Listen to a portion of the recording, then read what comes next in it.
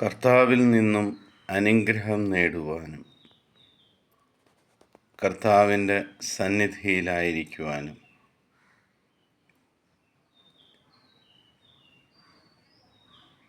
ഈശോ എന്നെ മനസ്സിലാക്കുവാനും എന്തുകൊണ്ടാണ് താമസം വരുന്നത്, എന്തുകൊണ്ടാണ് എൻ്റെ പ്രാർത്ഥനയ്ക്ക് മറുപടി കിട്ടാത്തത് എന്ന ചോദ്യത്തിന് ഉത്തരം തരുന്ന തിരുവചന ഭാഗമാണ് ഇന്ന് നമ്മൾ ശ്രവിക്കുവാൻ പോകുന്നത്. ജോയൽ പ്രവാചകൻ്റെ പുസ്തകം 2-ാം അധ്യായം 12 മുതൽ 14 വരെയുള്ള തിരുവചനങ്ങൾ. കർത്താവ് അരുളി ചെയ്യുന്നു, ഇപ്പോഴെങ്കിലും ഉപവാസത്തോടും വിലാപത്തോടും നെടുവീർപ്പോടും കൂടെ നിങ്ങൾ പൂർണ്ണ ഹൃദയത്തോടെ എൻ്റെ അടുക്കിലേക്ക് തിരിച്ചു വരുവിൻ. നിങ്ങളുടെ ഹൃദയമാണ് വസ്ത്രമല്ല കീറേണ്ടത്. നിങ്ങളുടെ ദൈവമായ കർത്താവിങ്കിലേക്ക് മടങ്ങുവിൻ. എന്തെന്നാൽ അവിടുന്ന് ഉദാരമതിയും കാരുണ്യവാനും ക്ഷമാശീലനും സ്നേഹസമ്പന്നനുമാണ്. ശിക്ഷ പിൻവലിക്കാൻ സദാ സന്നദ്ധനുമാണ് അവിടുന്ന്. ഈ തിരുവചനത്തിൽ പ്രവാചകനിലൂടെ കർത്താവ് അരുളി ചെയ്യുന്നത് ദൈവമായ കർത്താവിൻ്റെ സ്വഭാവമാണ്. അവിടുന്ന് വളരെ ഉദാരമതിയാണ്. വേദനിക്കുന്നവരോട് കാരുണ്യം കാണിക്കുന്നവനാണ്. എന്ത് തെറ്റ് ചെയ്താലും ക്ഷമിക്കുന്നവനാണ്. സ്നേഹമുള്ള ഒരു പിതാവാണ്.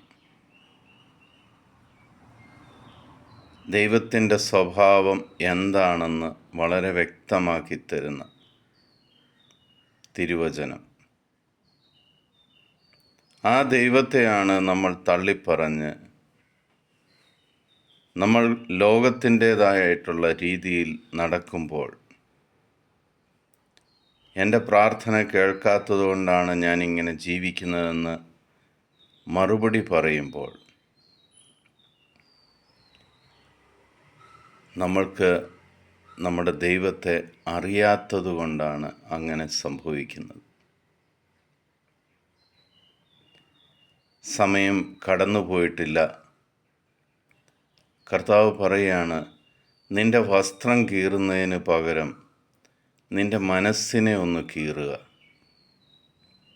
ആ മനസ്സിൻ്റെ വ്യാപാരങ്ങളെ ഒന്ന് മനസ്സിലാക്കുക. തെറ്റെവിടെയാണെന്ന് മനസ്സിലാക്കുക. എന്നിലേക്ക് തിരിച്ചു വരിക.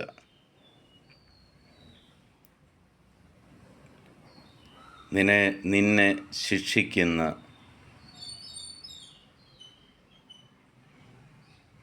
നിന്നെ നശിപ്പിക്കുവാൻ ശ്രമിക്കുന്ന പൈശാചിക ശക്തികളിൽ മേൽ ഞാൻ വിജയം വരിക്കാം.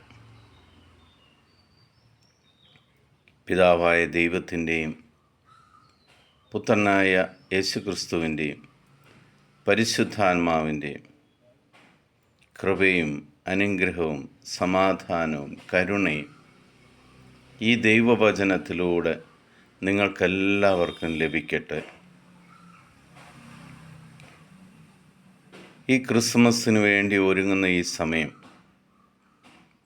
നമ്മളെ തന്നെ കീറി മുറിച്ച് മനസ്സ് കർത്താവിന് വിട്ടുകൊടുക്കത്തക്കവണ്ണം, ആ കർത്താവ് നമ്മളിൽ വന്ന് പിറക്കത്തക്കവണ്ണം നമുക്ക് നമ്മളെ തന്നെ ഒന്ന് ശുദ്ധീകരിക്കാം. റിപ്പൻറ്റ് ചെയ്താൽ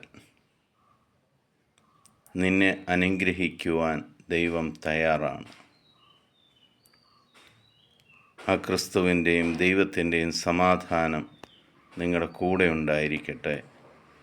ഈശോ മിശിഹായ്ക്ക് സ്തുതിയായിരിക്കട്ടെ.